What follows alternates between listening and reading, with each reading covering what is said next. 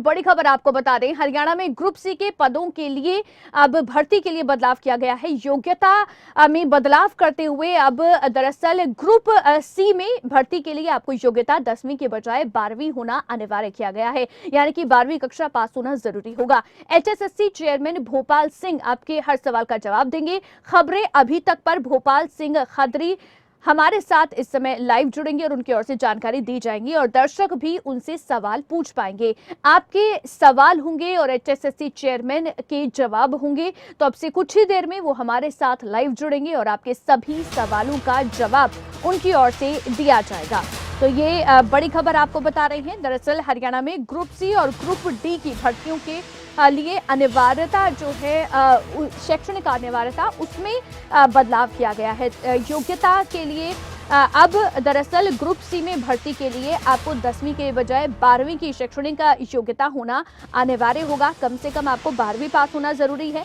और इसके साथ ही साथ आपको बता दें कि ग्रुप डी की भर्ती के लिए पहले जो शैक्षणिक योग्यता 8वीं पास रखी गई थी उसे अब बढ़ाकर 10वीं कर दिया गया है, यानी कि ग्रुप डी में भर्ती के लिए आपको 10वीं पास होना जरूरी है।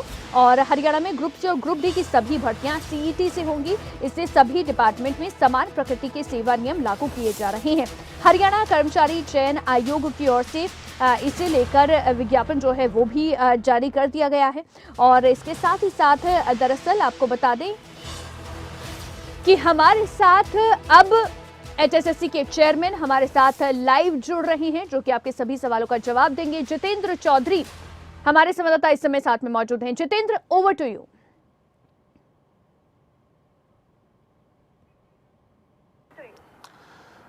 बिल्कुल, अगर हम बात करें तो एचएसएससी से कई ऐसे जुड़े सवाल हैं जो हमारे जो दर्शक हैं, जो युवा हैं, जो लगातार अभ्यर्थी के तौर पर इस इंतज़ार में रहते हैं कि उनके तमाम सवालों के जवाब क्या होंगे, जिनको लेकर के कश्मकश बनी रहती है। उन्हीं सवालों के जवाबों को लेकर के हम इस आज के कार्यक्रम में आए हैं और एचएसएससी के चेयरमैन भोपाल सिंह खदरी खुद हमारे साथ हैं, उनसे बातचीत करेंगे।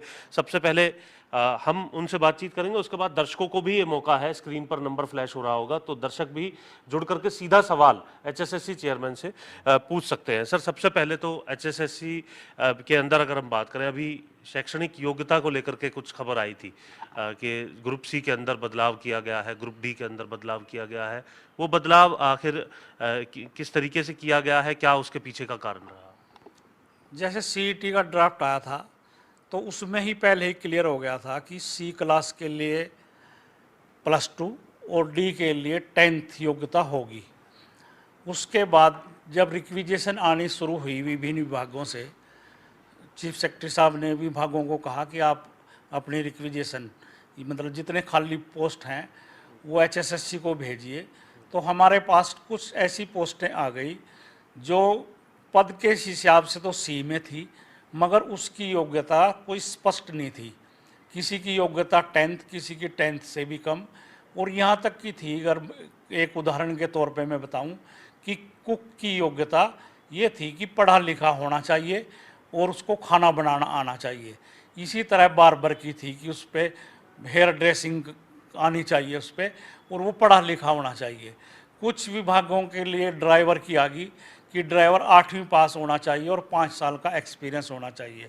तो हमने सरकार को ये कहा कि एक तरफ तो ये सी की श्रेणी में आते हैं पद, और एक तरफ सरकार कह रही है कि मिनिमम योग्यता सी के लिए +2 होगी।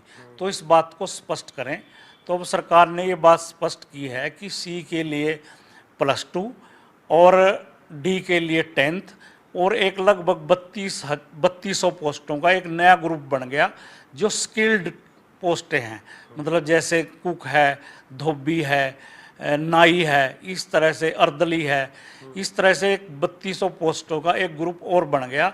उसका अभी जो निर्देश हैं भर्ती कैसे की जाएगी, उनकी क्या योग्यता होगी, वो अभी सरकार की तरफ से स्पष्ट करना है और सीएस की तरफ से नोटिफिकेशन होना है। तो एक तरह से सीएस ने लेटर जारी करके पदों के हिसाब से योग्यता निर्धारित की है।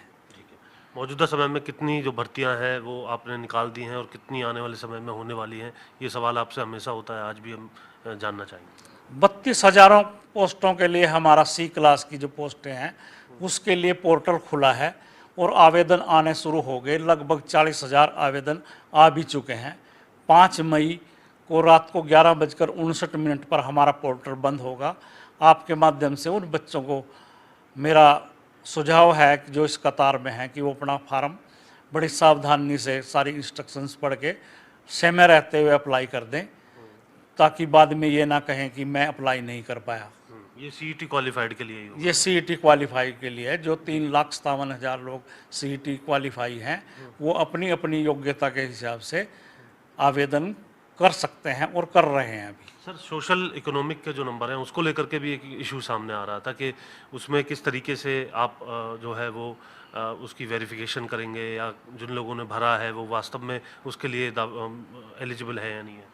सोशो इकोनॉमिक के लिए हमारे पास जब हमने देखा कि सीईटी में कितने लोगों ने सोशो इकोनॉमिक का क्लेम किया है या कास्ट का किया है, बीसी एससी का, तो इस तरह से हमने देखा कि 2,68,469 लोगों ने क्लेम किया सोशो इकोनॉमिक का किसी न किसी रूप में, नॉन जॉब, फादरलेस या विडो, इस तरह से जो भी सोशो इकोनॉमिक का क्राइटेरिया है।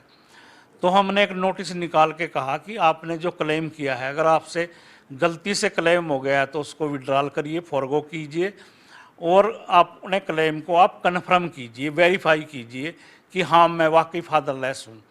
अगर नहीं है तो कहिए गलती से भरा गया। तो इस तरह से जब हमने ये काम किया, एक्सरसाइज की, तो हमने देखा कि इस तरह के क्लेम 2,68,469 में से सिर्फ 1 लाख लोगों ने किए और लगभग 1,68,000 लोगों ने क्लेम नहीं किए। तो एक बार तो हमारे आयोग ने फैसला ये लिया था कि जिसने क्लेम नहीं किया उनके नंबर हटा देते हैं, मगर ये संख्या देखते हुए अभी हमने उनको प्रोविजनली अलाउ कर दिया है और एग्ज़ाम से पहले जो 4 टाइम का हम एग्ज़ाम लेंगे उससे पहले हम इन सब की डॉक्यूमेंट वेरिफिकेशन कर लेंगे कि किन किन का क्लेम सच है और किन किन का फेक है। ठीक है। जो 32,000 जो आपने पोस्ट निकाली हैं, इसके अंदर कौन कौन सी जो विभाग है जिससे संबंधित नौकरियां हैं और आगे जो निकलने वाली हैं उसके बारे में भी जानकारी चाहेंगे। लगभग सभी विभागों की हैं पोस्टें। हमारे पास टैक्सेशन इंस्पेक्टर हैं, एक्साइज इंस्पेक्टर है, फूड सप्लाई इंस्पेक्टर है, मंडी सुपरवाइज़र है, असिस्टेंट सेक्रेटरी मंडी है, अकाउंटेंट हैं, क्लर्क हैं, फूड सप्लाई इंस्पेक्टर हैं, आईटीआई इंस्ट्रक्टर हैं, ग्राम सचिव है, कैनाल पटवारी है और एएलएम है, स्टाफ नर्स है। इस तरह की सभी विभागों की 32,000 जो निकल चुकी हैं 32,000 पोस्टें और जो निकलने वाली हैं उसकी निकलने वाली। अभी हमारा टीजीटी का एग्ज़ाम है 29-30 अप्रैल को और 13-14 अप्रैल को, जो सीईटी से बाहर है। वहाँ पे सीईटी नहीं है, वहाँ पे एक्सटेट अनिवार्य है। उन 7,441 का एग्ज़ाम हो रहा है इन डेटों में और वो सीईटी से एग्जेम्प्ट है। सर, वैसे तो जो पुलिस के अंदर भी कुछ भर्तियां थी जिसको लेकर के लंबा इंतजार हो चुका, क्या स्टेटस है, कब तक वो भर्तियां जो हैं आपकी तरफ से निकाली जाएंगी? पुलिस विभाग ने हमारे पास एक डिमांड लेटर भेजा था कि आपने 5,000 मेल कांस्टेबल और 1,000 फीमेल कांस्टेबल की भर्ती करनी है, मगर हमारे डिमांड के साथ उन्होंने अपने जो रिक्रूटमेंट रूल्स हैं या क्राइटेरिया है या भर्ती का सीक्वेंस है कि हमने पीएमटी पहले करनी है, पीएसटी पहले करनी है, डीवी पहले करनी है या टेस्ट पहले करना है, इस तरह से कुछ नियम जो निर्धारित करने थे अभी तक वो हमारे को प्राप्त नहीं हुए। अभी मेरी डीजीपी साहब से बात हुई है कि वो फाइल आपका स्टेटस कहाँ पे है, तो उन्होंने कहा कि हमारा सीएम से, सीएस से, सब जगह से होके अभी हमारी फाइल एफडी पे है और मुझे पूरी उम्मीद है कि इसी हफ्ते में या अगले हफ्ते में एफडी से क्लियर होके वो आ जाएगी। ठीक है, अब हम कुछ दर्शकों से भी बात करेंगे। अब इनका अगर हमारे कुछ दर्शक लगातार जो कॉल कर रहे हैं।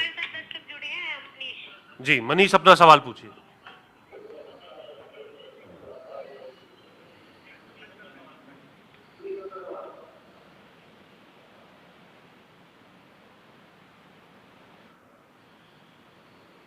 आप पूछिए। हेलो। जी जी मैडम। ऐसे कहीं 10वीं से 12वीं की जो अभी योग्यता की गई है, इससे बच्चों को क्या बेनिफिट है और ये अभी चेंज क्यों करने पड़े? ये जो नियम है, जो 10वीं पास जो विद्यार्थी है वो कहाँ जाएंगे? अब किस कैटेगरी में फॉर्म भर सकेंगे वो? ठीक है जितेंद्र, आपने सुना सवाल कि जो 10वीं से 12वीं की गई है योग्यता, उसकी जरूरत आखिर क्यों पड़ी है, और जो 10वीं करके जो इस इंतजार में थे कि अब ग्रुप सी के लिए अपना फॉर्म भरेंगे या जिन्होंने भरे हुए हैं उनका क्या होगा? हाँ जी, नहीं नहीं, ये सीईटी के ड्राफ्ट में पहले ही बता दिया गया था कि सी क्लास के लिए +2 और डी के लिए 10th योग्यता है। तो सीईटी तो उसी हिसाब से बच्चों ने दिया है। और जो बात कह रहे हैं कि +2 जो पास 10th पास है वो डी में भरिए ना। डी का पोर्टल जल्दी खुलने वाला है और जो पहले खुला था उसमें भी 10,54,000 लोगों ने अप्लाई किया है। अब दोबारा से पोर्टल कर रहे हैं इसीलिए कि अगर कोई रह जाता है 10वीं पास तो हम उसमें डी में अप्लाई कीजिए। और ये तो पॉलिसी मैटर है, ये चीज़ें सरकार को निर्धारित करनी होती हैं, ना कि HSSC से। ये क्वेश्चन अगर करना है तो सरकार से कीजिए।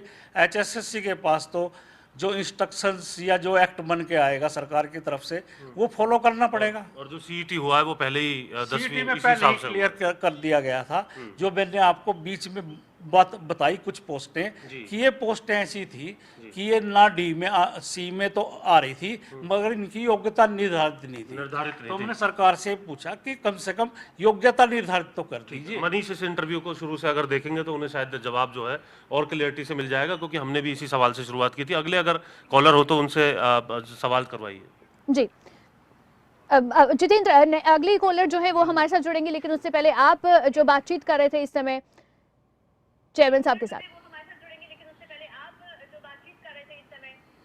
देखिए बिल्कुल खत्री जी, जो डी का आप पोर्टल खोलने की बात कर रहे हैं ग्रुप डी के लिए, कब तक ये खुल जाएगा और किस तरीके से इसमें एग्जाम जो है वो रहने वाला है दर्शकों के लिए, तब तक आप ये बात भी बताइए। ये पोर्टल हम मई में खोलने जा रहे हैं और सरकार की भी और हमारी भी और कैंडिडेट की भी इच्छा थी कि आप डी की भर्ती सी की भर्ती करने के बाद करें, क्योंकि कुछ कैंडिडेट जो डी में जिनकी सिलेक्शन हो जाती है और वो फिर उनकी सी में भी हो जाती है तो वो डी से अपनी नौकरी छोड़ देते हैं। तो हम चाहते हैं कि डी की भर्ती हम सी की भर्ती करने के बाद ही करें, इसलिए ये पोर्टल तो हम मई में खोल रहे हैं और अगस्त सितंबर में इसका एग्ज़ाम लेंगे हम जो डी का है। ठीक है। और सी को लेकर के भी कब तक तैयारी करें? जो सीईटी का क्या साल के अंत तक या शुरुआत में, क्योंकि एक बार होना होता है? वो तो सीईटी के ड्राफ्ट में पहले से निर्धारित किया हुआ है सरकार ने कि सीईटी का जो एग्ज़ाम है अक्टूबर और नवंबर में प्रत्येक वर्ष लिया जाएगा। तो वो अक्टूबर या नवंबर में होगा सी के लिए जो 2023 का टेस्ट है। तो जो अगली भर्तियां निकलेंगी आपकी, उसमें फ़ायदा मिल पाएगा अभ्यर्थियों को? बिल्कुल मिल पाएगा, क्यों नहीं मिल पाएगा। 2023 में जो पास आउट होंगे वो अगली भर्तियां भर सकेंगे, अगली भर्तियों को भी वो कर सके। साथ ही साथ अगर हम बात करें, जो नियम हम लगातार देख रहे हैं, जैसे सोशल इकोनॉमिक को लेकर के आपने बात कही है, इसमें क्या अब पीछे जो छात्र रहे जी। हैं उन्हें अपनी वेरिफिकेशन डॉक्यूमेंट की करानी होगी, उसी आधार पर आगे उन्हें नौकरी मिल पाएगी? सीईटी का जो ड्राफ्ट है उसके हिसाब से ये है कि हम पोस्ट के 4 गुना बुलाएंगे। तो 4 गुना का फार्मूला हम तैयार कर रहे हैं कि कैसे बुलाएंगे। पोस्ट का 4 गुना करेंगे, ग्रुप का 4 गुना करेंगे, या जो कैंडिडेट बार बार किसी पोस्ट के लिए रिपीट होगा उसको लेस करके फिर लो मेरिट करेंगे। तो इस तरह से करके वो करने जा रहे हैं, ठीक इसमें है। कोई दिक्कत नहीं है। जितेंद्र, हमारे हमारे कॉलर हैं साथ शमशेर, जी कुछ वो दर्शक आपसे भी सवाल जुड़ गए पूछेंगे। हैं। शमशेर, सवाल। विवेक राय पंचकूला से हमारे साथ इस समय फोन लाइन पर हैं। विवेक राय, आप पूछिए अपना सवाल। सर मेरा सवाल आपसे ये है कि सर हरियाणा में जैसे बेरोजगारी दर काफी ज्यादा है, ऐसे में HSSC से काफी उम्मीदें हैं हमें, तो HSSC बम्पर भर्तियां कब तक निकाल रहा है जिससे हम जैसे बेरोजगारी हुआ रोजगार की तरफ जा सके? सर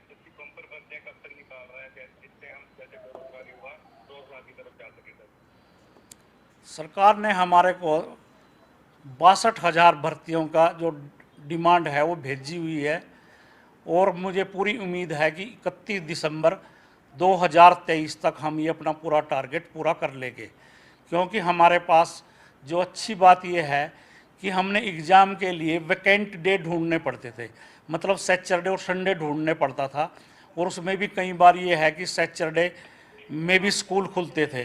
तो 1.5 महीने की जो गर्मियों की छुट्टियां हैं उसमें हम ये सारी एक्सरसाइज कर चुके होंगे जी। और 31 दिसंबर 23 तक लगभग इस प्रदेश के युवाओं को हम 62,000 नौकरियां दे चुके होंगे। ठीक, हमारे साथ 62,000 रोहतक से एक और नौकरियां दर्शक है यानी इस कि समय, इस बार प्रदेश जितेंद्र में फोन लाइन पर मिलने जा रही हैं शमशेर युवाओं हैं को हमारे और साथ उनकी रोहतक से। तैयारियां। शमशेर जी, आप पूछिए अपना सवाल। जी मैं अपना सवाल ये पूछता हूँ जी, ईमानदार पारदर्शी होने के, जैसे फाइनल का फाइनल देते जी पुलिस में लड़के ने दिया था, तो वो जितने पास करे 23 हो, जी हाँ, तो उनको फाइनल दिखाते हैं, हाँ भाई ये बच्चा पास करूंगा, चाहे दोबारा टेस्ट लो, दोबारा फिजिकल दो, ऐसे पेटा नहीं भरा जी।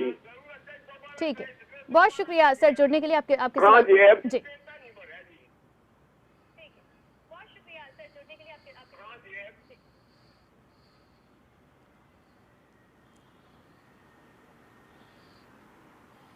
फिजिकल को लेकर के कुछ सवाल जो है जितना समझ में आया वो पूछा जा रहा था कि पुलिस भर्ती के अंदर जो फिजिकल है वो ठीक तरीके से होना चाहिए, पारदर्शी होना चाहिए, कुछ इस तरीके का सवाल था।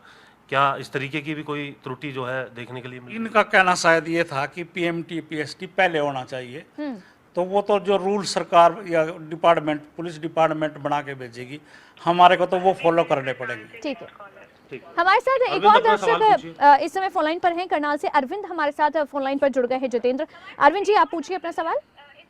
जी मैम, पहले तो गुड आफ्टरनून मैम। जी गुड आफ्टरनून। मैम मेरा ये क्वेश्चन है, जैसे चेयरमैन साहब है हमारे गोपाल सिंह खत्री, अभी जो सीईटी का एग्जाम होने वाला, क्या ये क्वालिफाई नेचर पे होगा या नहीं होगा? जिन बच्चों को मतलब 48, 45 या 50 अराउंड के स्टूडेंट है, क्या वो होगा या नहीं होगा? ठीक है, आपके सवाल का जवाब ले लेते हैं। जी ओके।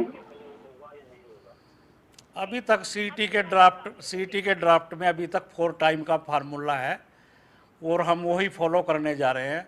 ये पॉलिसी मैटर है अरविंद जी, इस तरह की जो वो है वो सरकार तय करती है कि ना कि एचएसएससी। अगर सरकार इसको क्वालिफाइंग मानेगी तो हम क्वालिफाइंग मान लेंगे, पर अभी तक जो है सीईटी के हिसाब से वो 4 टाइम का ही है फॉर्मूला। जी। ठीक है, तो बाकी दर्शक भी हमारे साथ जो जुड़ना चाहते हैं, इस समय देखिए नंबर लगातार फ्लैश हो रहे हैं और इस समय एचएसएससी के चेयरमैन हमारे साथ लाइव हैं जो इस आपके सवालों का सीधे सीधे जवाब जो है वो यहाँ पर दे रहे हैं। जितेंद्र,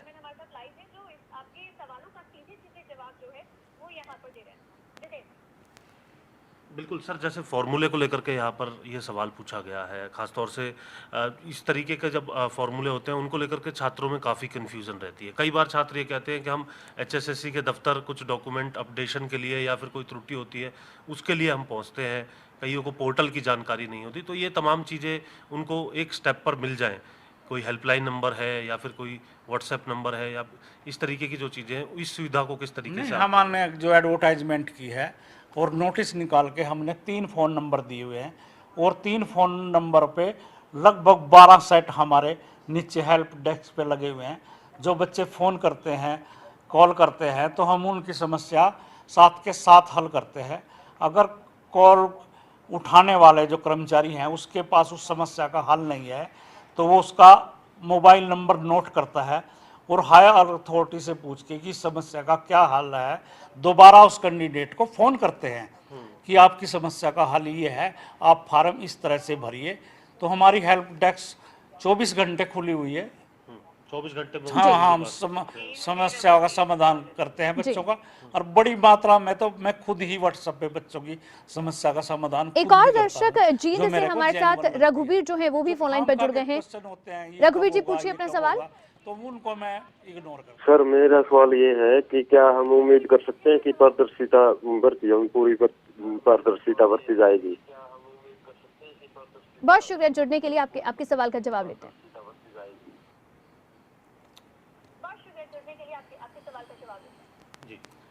पारदर्शिता का तो सवाल जो है, योग्यता पारदर्शिता मेरिट हमारा ध्येय है, हमारा कृत संकल्प है। हम इसके लिए एचएसएससी नहीं, सरकार कृत संकल्प है। और आप ये पारदर्शिता से नहीं हो रही, कोई एक उदाहरण दे के बताएं। जो बच्चे सेलेक्ट हुए हैं उनसे जाके पूछें कि वो कैसे सेलेक्ट हुए हैं, तो वो अपनी योग्यता से हुए हैं। पारदर्शिता 100% पारदर्शिता, हम संकल्पित हैं इसके लिए। सर छात्रों का ये भी वो रहता है ना कि कभी तो किसी वजह से डेट जो है वो डेफर हो जाती है, कभी पेपर लीक होने की जो बातें आ जाती हैं, शायद इस तरीके के सवाल, क्योंकि नहीं, दूसरा कॉलर था। एक पेपर लीक हुआ है पुलिस का, उसके सिवाय हमारा कोई पेपर लीक नहीं हुआ।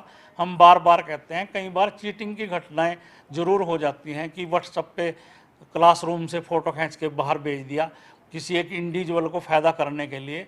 तो हमारा पेपर लीक सिर्फ एक फीमेल कांस्टेबल का हुआ, उसके सिवाय हमारा कोई पेपर लीक नहीं हुआ। और रहा जो एग्ज़ाम की तारीखें हैं वो चेंज हो जाती हैं, हमारी मजबूरी होती है कई बार।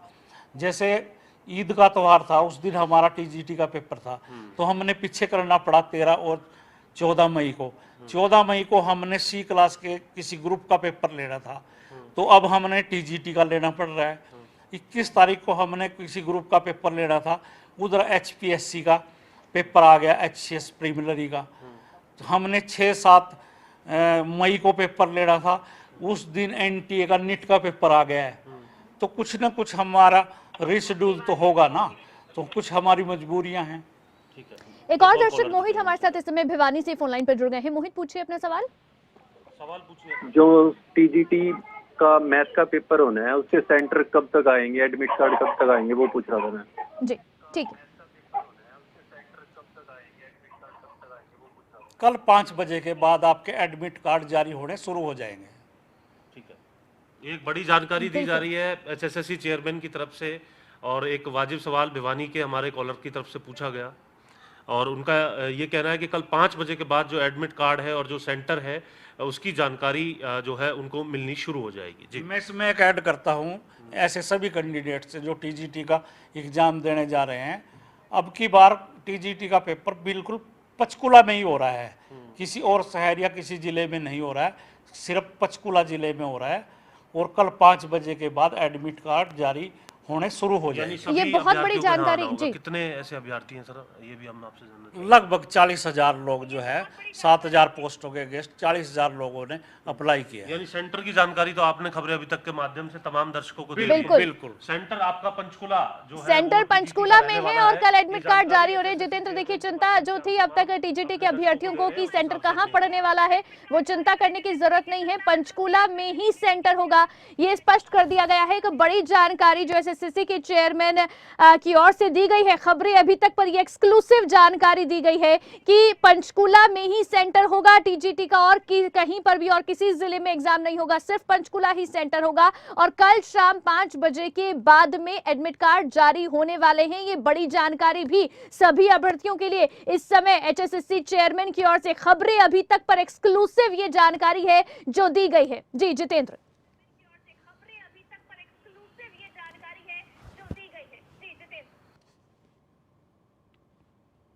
के लिए क्या कुछ प्रबंध भी हैं, क्योंकि बड़ी संख्या में स्टूडेंट यहाँ पर आने वाले हैं।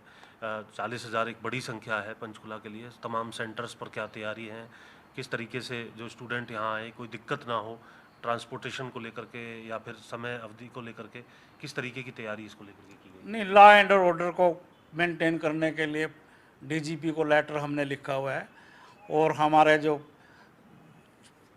ठीक तरह से एग्ज़ाम हो उसमें फ्रिक्सिंग होगी, सीसीटीवी कैमरे लगे होंगे, सारा जो इंतज़ाम हमारा पीछे एग्ज़ाम में होता है वो होगा, सारा वीडियोग्राफी होगी, फोटोग्राफी होगी।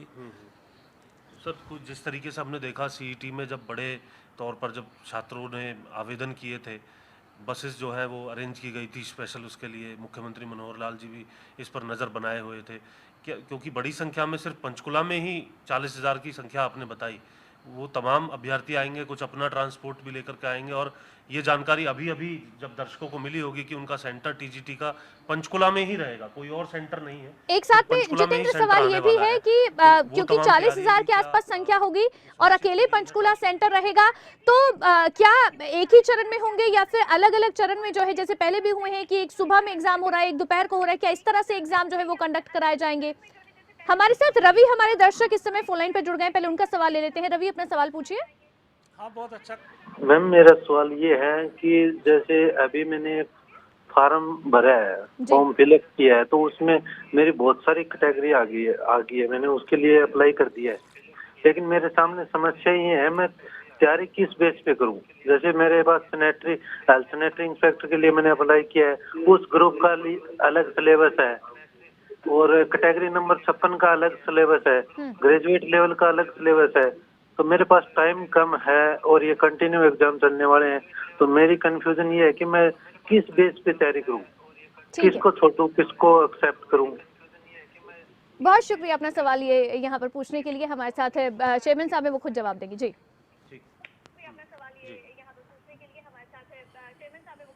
हमने ग्रुप का सिलेबस निश्चित किया हुआ है और सब ग्रुपों का सिलेबस बताया हुआ है। अब अगर आप ज़्यादा पोस्टें भर रहे हैं और ज़्यादा का एग्ज़ाम दे रहे हैं तो ये तो पहले भी आपने एग्ज़ाम दिए होंगे, तो पहले क्यों नहीं क्वेश्चन उठा कि मैं किस तरह का सिलेबस ये करूं, तैयारी करूं।